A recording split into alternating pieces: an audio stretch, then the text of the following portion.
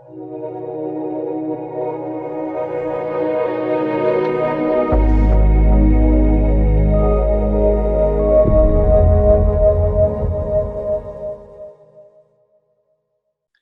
all, I'm Aytaç Özçiçek, General Manager of Mallmark. Today as Mallmark, we host David Macadam, CEO of the Middle East Council of Shopping Centers and Retailers, which is considered the largest association of shopping center investors and retailers in the Middle East.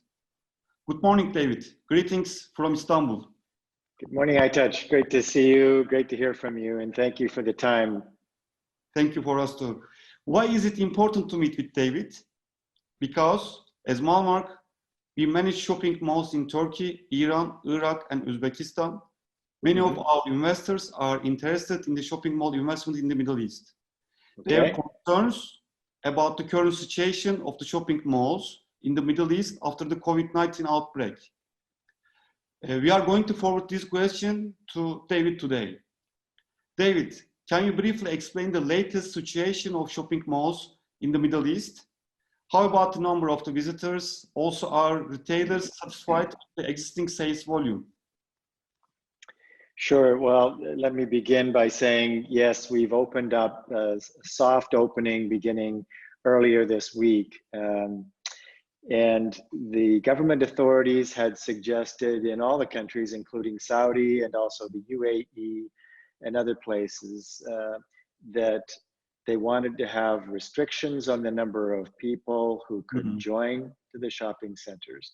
So they're trying to restrict the number of shopping centers population to around 30% only, the traffic, only 30% of what they could normally operate with. They have heat sensors at the door where they measure your temperature, your forehead. They also have people asking for your identification, because if you're over 65, then you're not allowed to go into the shopping center. They turn you away because you're high risk. Or if you're very young, children under 10, 8, 10 years old, not allowed either. So it has restricted the amount of people to go in. What I've seen, I've been to a number of shopping centers over the past few days. What I've seen is in Dubai, there's very little traffic. So the parking lots are very empty, very few cars. Inside, there are very few people. However, what I can tell you is there's a good news to all of this. And then when you go into a shopping center and when a shopper goes there and they buy something, that means it's a converted sale. What I can tell you is there's a high conversion ratio of sales today. If people go into the shopping center and it's only 30% of the normal traffic, and they go into a store, there's over a 95% chance that they will buy something. So very high conversion factor. So although you would like many people to come into the shopping center and have everyone buy something, instead you have very few people coming in, but if they go to a store, for sure they will buy something, one thing or another. They do not use money, cash money so much. They just use plastic credit card, non-touch. So that's easy. No one is allowed to try on a garment. So if you wanted to try on a shirt, you cannot. And there's no returns on anything that you purchase. There is no returns. The people that I saw buying things, this was before Mother's Day, and so people were buying things for Mother's Day.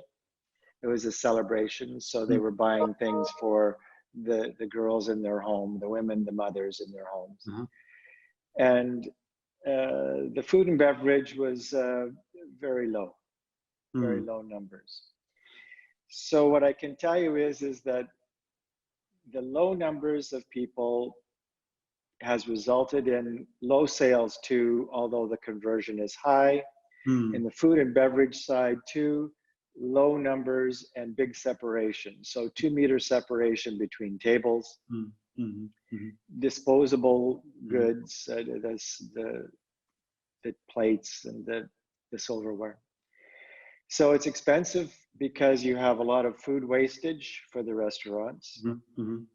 And it's also expensive because you have your staff costs and you Huh. also have very few turnover, very few tables that are coming in and sitting.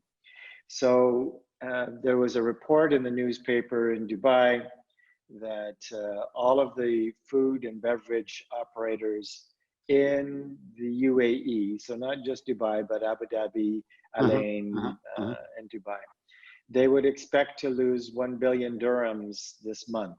They would This- lose by operating, they would lose that amount of money. Uh-huh. So it's not a particularly happy story, but we have to start somewhere.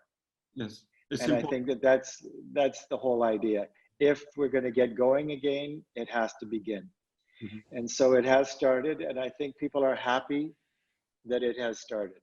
What I hear from my friends and other people and other people who are in the shopping center business and the retailers here, they're happy that it's beginning again.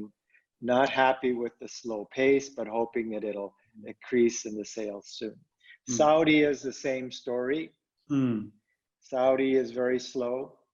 It's cool. Some shopping centers are doing better than others. So Mhm. the bigger shopping centers that have a wide variety of opportunities Mhm. and shops, they're doing okay, not great, Mhm. okay. And the smaller shopping centers, not so good. Mhm. It all comes back to trust. Mhm. Do people trust the shopping center owner to take care of their health when they're there? Uh-huh. And the other part of it is that, is it safe for them to go in where these people are also joining them? So that's the essence of what it's like in this region. And it's similar there. Mm. I've also been in touch with friends and also associates in China China. and in Beijing and Hong Kong Uh-huh. and Shanghai. And a little different there, a little better. Still social distancing in F&B, Mhm. but F&B, whereas in Dubai, it would be operating at a 20-30% capacity. Uh-huh. In Hong Kong, Shanghai, Beijing, Uh-huh. for nice restaurants, Uh-huh. they're operating at 80%. 80%. Mhm. Yes. Mhm. So this is about a month after our start. Mhm. So they've been going for some time now. It Mhm. started slowly and then it's picked up. Mhm. It is still in China, in Hong Kong particularly. It's not back to where it was, but it is 80% of where it was before it closed in January. Mhm. So Actually, it's not. those are the regional areas that I can tell you. It's great information. So just we started with soft opening in Turkey, and 1st of June we will open the shopping mall all together with all retailers. Just some very few retailers opened now in the shopping centers.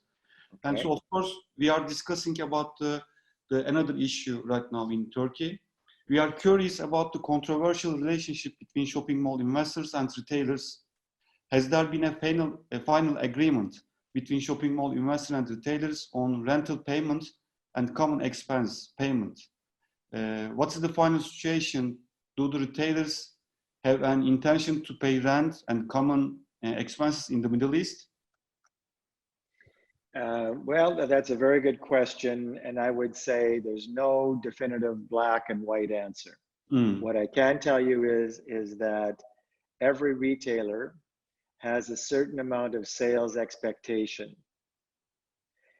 For example, if you're looking at some jewelry stores, for example, jewelry stores, there is an expectation that the tourists come and purchase jewelry. Uh-huh. But if they're local people only coming to shopping centers, then they're not likely to be buying jewelry. Mm-hmm. So it's on a case-by-case basis. What I've seen in Dubai, some shopping center owners are treating the retailers very specially, meaning that they're saying, okay, no rent for 3 months, No rent. and then no rent 3 months, but they pay service charge and chilled water. But then after the 3 months, the shopping centers are paying percentage only rent until they get to a certain level of turnover in their stores. So that's not everyone, but that is the general trend that I'm seeing. So it makes it difficult not only for the retailers, but it also makes it difficult for the shopping center owners, because they of course have their own ongoing debt liabilities. They have their staff, they have all of these other issues that are going on. However, they're trying to go back to the original thought, and that is a shopping center without a retailer isn't a shopping center. It's just bricks and mortar, and it's nothing more. So they're trying to take care of the retailers, and especially their best retailers, they're wanting to make sure that they're taken care of very well. Normally, we are the consultant company and we are managing the shopping center. Generally, we advise our customers and the investors. They say if there is a retailer, there's a shopping center, like you said. If there's no retailer, we have the concrete. They have to survive. Then we have to support them. Of course, we have to make a balance. The good tenants, maybe the bad tenants, maybe we choose a different brand. Maybe we will make a percentage rent. Maybe some of them we will make a discount, something like that. We cannot apply all the rule with the old retailer, right? Like in Dubai. Yes, exactly. So it was great information. My last question is, what is your prediction for the future of the shopping mall and retail sector after the COVID-19 outbreak in the Middle East? How will the virus influence to change the shopping mall sector in that area? Well, sure. And I am eternally an optimist. And I will explain why I am very optimistic that in the future, the shopping center business per se will come back and it'll be quite strong. You're asking me particularly about the Middle East retail and the shopping center businesses. There is something that is important in this region, and that is two things. One, families and social interaction. So the shopping centers are the location in the region where families go together, they spend time, maybe one day, maybe even a day and a half, 2 days together every week in a shopping center as a family. So with the hot weather, so there's families getting together to socialize, and then the other thing is the extremely hot weather. So when you have your children and they're at home and it's very hot out, they cannot go outside. But if you get them into the shopping center and you have maybe 1 million square feet, 2 million square feet, or larger like Dubai Mall, we have 100,000 square meters, 200,000 square meters, or 500,000 square meters like Dubai Mall, then you need an area where the children can exercise and take care of themselves if they're old enough. The husbands can and the wives can maybe go have a coffee, sit down, have something to eat. If they want to buy something, there is that opportunity. So they're always going to be together doing something at least 1 or 2 days per week in the Middle East. Normally, sorry, please. Go ahead. No, go ahead. No, please. It was great. You finished, I said, I think. Okay. So, I think the only other thing that I can suggest is that once people feel safe about wherever they are going, and they feel safe for their health, not only for their own health, but for their family's health, and the relations of the people that they're going and meeting at the shopping centers, that they're safe, then it'll come back very strongly. And I think if you look at, if everyone is going to wear a mask and everyone is going to take precaution and not be too close together, then I think that the shopping centers will become very, very popular again And as soon as the summer comes here, I think that that's when it'll happen. I also think that it'll happen sooner in this region because I don't believe many people will be traveling the way they used to travel. It used to be in the Middle East, many people coming, June, would leave and come back in September because they would just travel. They would go to other residences or other hotels and they would fly. But my opinion is this year that many people will not travel the same way. And due to a couple of things, they're not convinced it's safe to travel in an airplane yet, and the airports and all of the things that go on in an airport. And they're also probably not having the same level of income that they had enjoyed. And they're a little bit more concerned about the future, albeit the short and medium term future. That is to say, if you're happy that you have a lot of money today and that money will come back to you again tomorrow and the next week and the next month, then you'll spend. If you're concerned that next week, next month, next year might not be very good for you financially, then you won't spend, you won't travel. However, you will still take the time to go to the shopping centers because it does not have to cost you anything to go there. Okay, so I am curious about one more question too. Sure. Normally, every country has a different consumer behavior. The cost sometimes can be different. Of course, they want to spend money, but just we are discussing the last week. So we were together with the one architecture group in Istanbul. So they were thinking. So in the future, shopping centers architectural type can change. Which means so because normally people wants to go to the maybe street or open shopping centers, and then in Turkey right now we have 435 shopping centers right now, and I think the 80% of all of them is closed shopping mall. The other one's open air. And in Turkey, just we are trying right now to a little bit just thinking, changing a little bit architects. Maybe we can add the more open air area, more terrace, more landscaping area, something like that. What do you think for the Middle East? Can change something or it will continue the same like before? I think that it will continue much the same as it was before. However, that's to do with the the hot summers.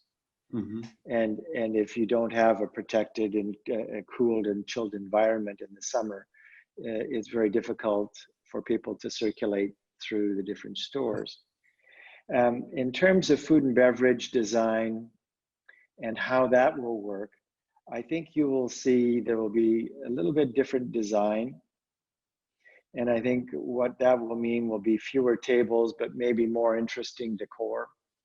And also an ability for the food and beverage people to accommodate in a nice environment where they're feeling comfortable, but they're not jammed on top of each other. So that will be, in my view, the change here. It's possible. Thank you so much for these answers. Extremely useful. My pleasure. We are grateful pleasure, for your precious time. Warm regards to Dubai from Istanbul, and we are waiting you to Istanbul one day. Thank you. It'll be my pleasure as soon as I'm able, but thank you, Aytaç, and we'll look forward to being in touch again soon. Thank you. Thank you. Thank you very much, David, for everything. Okay. You're welcome. Thank you. Okay, bye-bye.